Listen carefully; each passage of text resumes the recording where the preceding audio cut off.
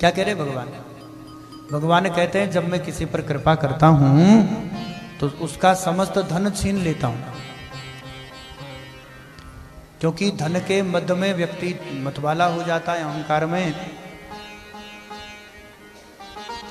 तब मेरा और मेरे भक्तों का तिरस्कार करना प्रारंभ कर देता है। ये जीव अपने कर्मों के कारण विवश होकर अनेक योनियों में भटकता रहता है, पर जब कभी मेरी बड़ी कृपा से इसको मनुष्य शरीर प्राप्त होता है, मनुष्य योनि में जन्म लेकर यदि कुलीनता, कर्म, अवस्था, रूप, विद्या, ऐश्वर्य और धन आदि के कारण घमंड ना हो, तो समझना चाहिए भैया कि उस जीव पर केवल मेरी कृपा है।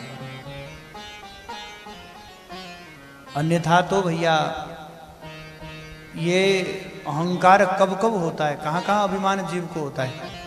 तो भगवान कहते हैं कुलीनता, ऊंचे कुल पर जन्म हुआ, अभिमान हो गया है, हम तो ब्राह्मण हैं, हम तो फलाने कुल गोत्र के ब्राह्मण हैं। कोई अच्छा कर्म कर लिया तो कर्म पर अहंकार हो गया, अरे हमने तो फलाना काम किया। अवस्था, कोई एकदम बलवान हट्टा कट्टा हो, पहलवान हो तो उसे अपनी अवस्था पर भी अभिमान होता है। कोई सुंदर हो तो उसे अपने सुंदरता पर अभिमान होता है।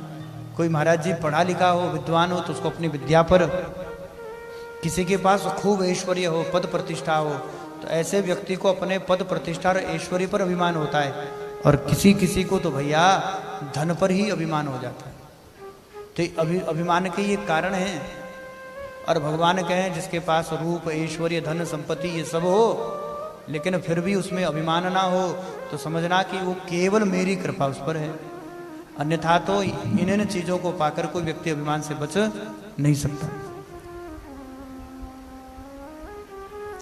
कुलीनता आदि बहुत से ऐसे कारण हैं जो अभिमान और जड़ता आदि उत्पन्न करके मनुष्य को के कल्याण के समस्त साधनों से उसे वंचित कर देते हैं।